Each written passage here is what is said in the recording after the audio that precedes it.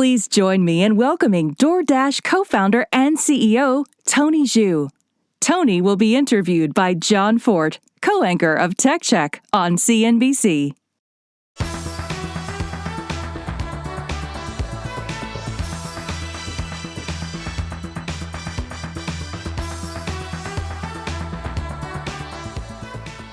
that my theme music or yours?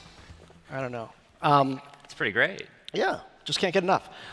Which is good if you're eating. Look at all this. I suppose. Yeah, it's nice to see people again, like It's not on a amazing screen, to see but people. actually sitting together. Well, Tony, you've got news today, alcohol delivery. So let's start there. Clearly, there are going to be some people who sell alcohol very excited about this, like alcohol, and some people, retailers, who might be a bit freaked out about it. So why should, if I'm a grocery store, why should I be excited about you delivering? Yeah, well, absolutely. I mean, I think as probably folks in the audience even know better than some of us do, is that alcohol really is a win-win-win for all of the audiences that we see at DoorDash. I mean, for consumers, DoorDash has 20 million monthly active consumers, the largest local commerce platform here in the US. And for that audience, they tell us that they're 35% more likely to order from stores if it actually includes alcohol. And for retailers, it increases check size, probably no surprise, by up to 30, sometimes even 50%. And for the Dashers that do the hard work of fulfilling all the deliveries, it increases their earnings by 30% as well. And so alcohol truly is a win-win-win, and we're super excited to announce today, the launch of alcohol delivery in 20 states, as well as Washington, D.C., as well as globally in Canada and Australia. And we're very, very excited about our partnership with Total Wines and Spirits. Here's what I wonder strategically about this, though. It seems like a lesson from the Amazon era of e-commerce early on is that if you're dealing with a tech platform, be sure to still own the right percentage of the relationship with the customer. Be sure to have really good data so that you don't become reliant on somebody else for when it's time to make strategic pivots. So does that play in here, you think, as well, for your partners even? 100%. For everything that DoorDash has offered, since the beginning 8.5 years ago, DoorDash has really built, two assets to partner with retailers. One, I think it's what a lot of consumers know us for, which is bring everything inside the neighborhood in minutes, not hours or days from our app, the DoorDash app. But the other side of what we do is we've built a platform in which we're giving retailers the same products we've built for our marketplace, the tools and capabilities to build their own digital channels. In fact, it's actually how we launched alcohol and grocery even with Walmart in 2018, where they used a product called DoorDash Drive, our white label logistics product, to offer on-demand and same-day delivery from their website, their apps. And that's how we partner with all of our retailers today, both as a marketplace to drive them incremental demand, as well as a platform to give them the same tools to stand up their own channels, because we believe since 2016, when we launched our platform a long time ago, that you have to own the customer through your channel, and you can do that, and you can get incremental demand from the DoorDash marketplace. I was talking to Chris Rupp from Albertsons, who I believe has presented here already, and she was saying that their omni-channel customer is buying 200% revenue versus just a single channel.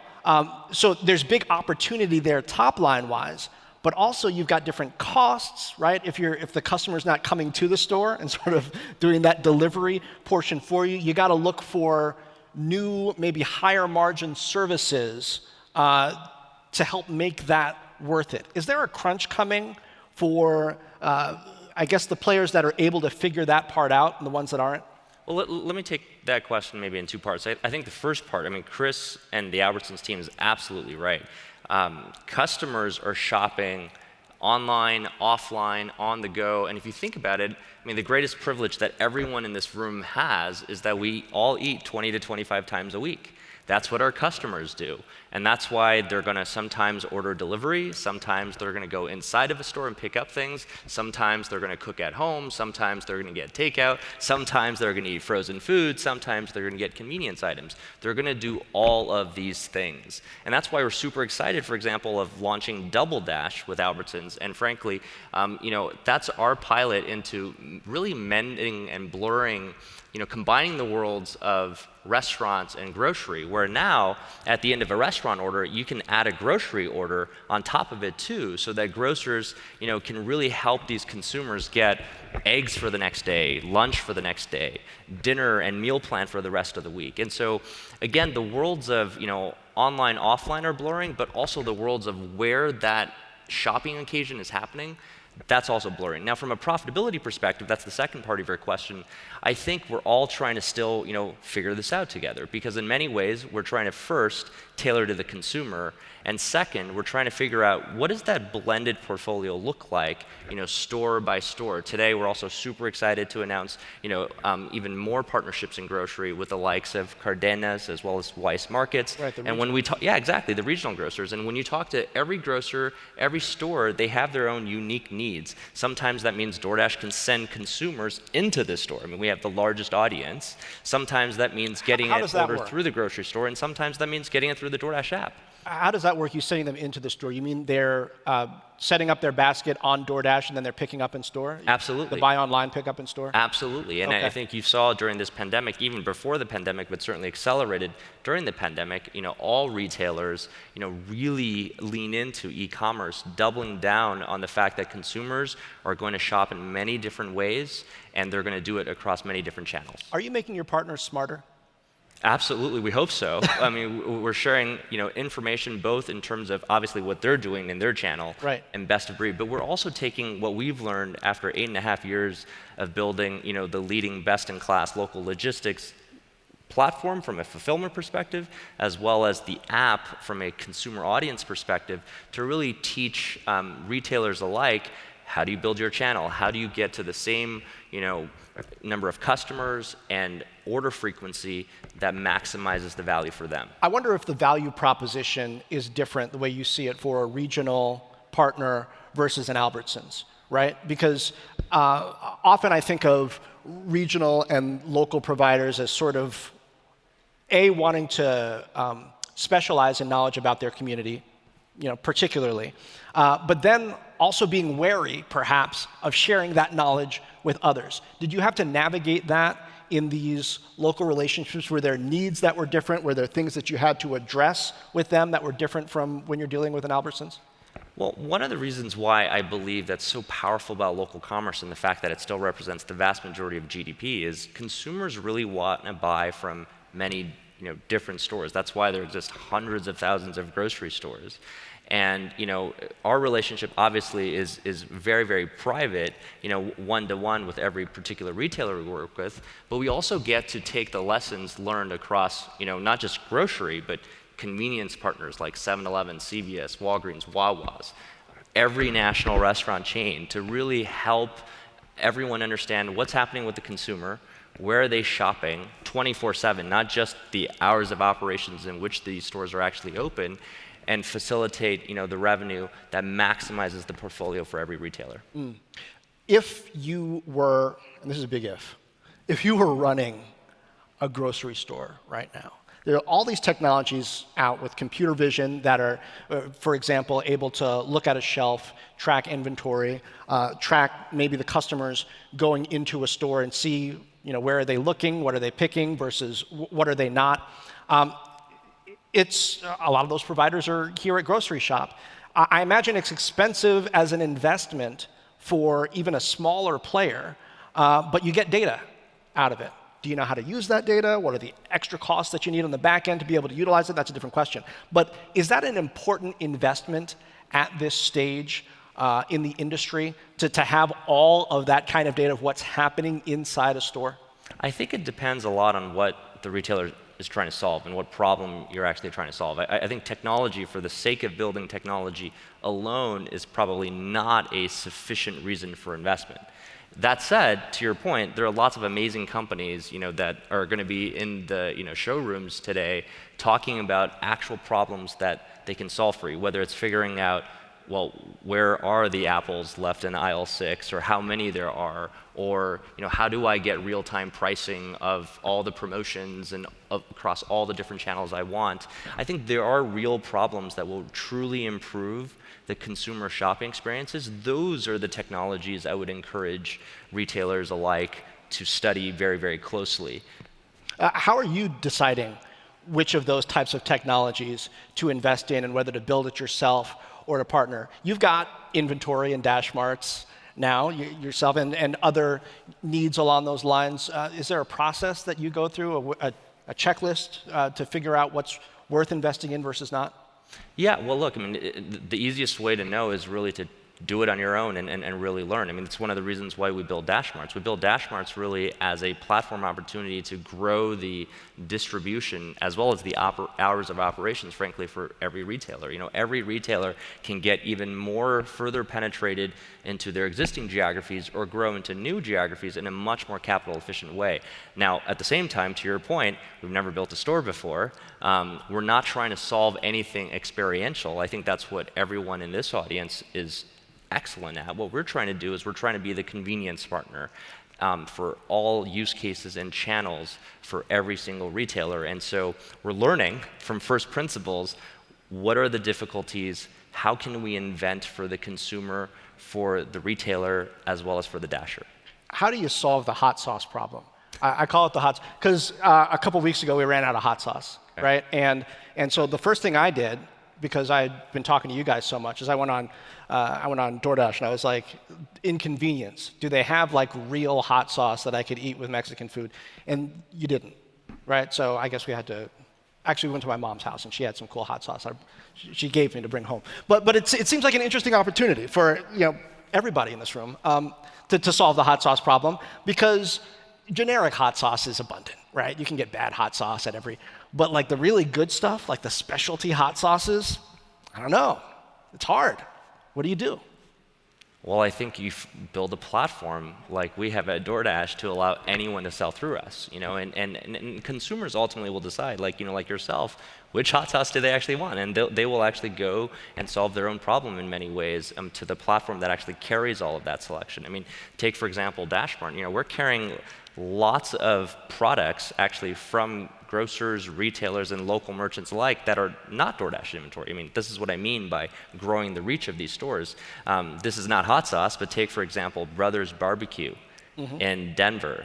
They are known to be the best barbecue establishment, including barbecue sauce, in the Denver metro area. We carry that through Dash Marts. Or Little Man's Ice Cream, something very, very similar. And I think that that's really how you combine the best of how do we bring you the biggest audience and reach with the highest frequency on our DoorDash app with the power of our platform, everything from customer acquisition to inventory management to obviously fulfillment and even customer support. So that barbecue sauce, I think there's this place, Salt Lick, in Texas. In Texas, well, yeah. We're partners. I've been there and bought barbecue sauce okay. and brought it home. But it seems like you could do that. It seems like any grocery store in New Jersey, where I live, could theoretically get that, but they don't have it. Is that going to change? Is that part of what you're working toward? And what are some of the puts and takes in there? I mean, I guess for Salt Lick, maybe they want to get people actually to the place versus selling it everywhere, but selling it everywhere is nice if the margin's good. I don't know. Well, I'll tell you what we're trying to do, and I'll tell you a little bit about what we're seeing in the restaurant industry and how that may actually sprinkle over into these other categories. For us, our job is to build this platform that allows anyone to be an entrepreneur, to make hot sauce, to make barbecue sauce, and have a chance at distributing that. And maybe if they're successful enough, they can distribute it through everyone's shelves. And from there, we might even build specific distribution just for those entrepreneurs that make it that big, right? And if you take a look at what's happening in the restaurant industry, I mean, throughout the pandemic, I think One of the things that's been really admirable and energizing to see is just how entrepreneurial all the local businesses have been in surviving this pandemic. Restaurant sales, have never been higher, actually, as an aggregate. And part of the reason is because now you see restaurants taking advantage of their underutilized kitchen capacity and making other types of food. We see Mexican restaurants selling Chinese food, Chinese restaurants selling Korean barbecue, and as a result, they're making a lot more use out of their fixed capacity. Why can't retailers do the same? In fact, that's exactly what I believe will happen, and places like DashMart are a great test bed for them to build atop that platform. What's the underutilized resource in grocery? Well, there's a lot of room, physical space, literally, in which lots of different inventions can be created. I know we have lots of folks from the CPG industry here today. There's hours of operation in which that store maybe can stay open. For example, with DashMarts, a lot of the sales actually come after closing hours of these stores, and as a result, we're not just added distribution from a geographic and reach perspective, we're also added distribution from an hours of operation perspective. What was your best lesson from the pandemic, either from what DoorDash itself experienced or what you saw a partner do, that it was like, wow, that was smart, and I can see the impact? You have to choose optimism and build a plan. I think what everyone did, everyone in this room, I'm sure many people watching, especially during the months of March through June of last year when everyone was kind of in this survival mode, was you gotta prepare for all of the scenarios. And you saw it. You saw supply chains getting faster to try to keep up with the demand. You saw restaurants selling all sorts of items and opening up their restaurants outdoors so that they can have a chance of making it alive. And that's what you have to do. That's what we did at DoorDash. We focused on all of our audiences. We tossed away any plans of any corporate preparations, including an IPO. We instead doubled down on making sure that everybody was safe. How do we do contactless deliveries? All these things are now things we take for granted, but those are all the things that we're sprinting towards because we were optimistic and we built plans to go and take care of the audiences. I'm jumping around a bit here, but I want to touch on this when it comes to partnership.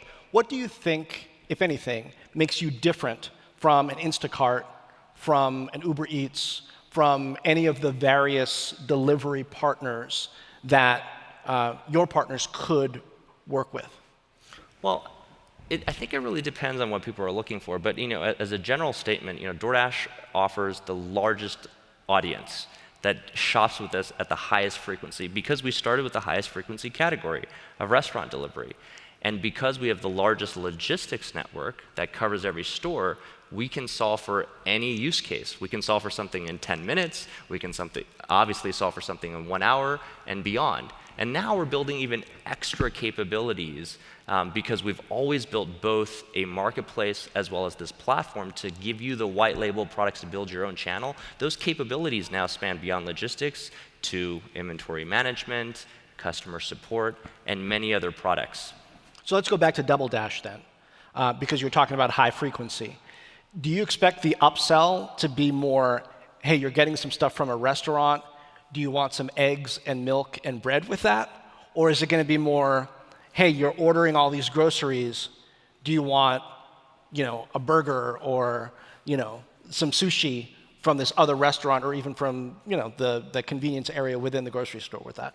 To be candid, I'm not sure. But at the same time, I don't have to be because by having the largest logistics network with the highest density, we know that we can offer any of these use cases and we'll allow the consumers to choose. And I think the answer is going to be different probably for different times of the day. Maybe there are consumers who are really well prepared and they love planning everything out.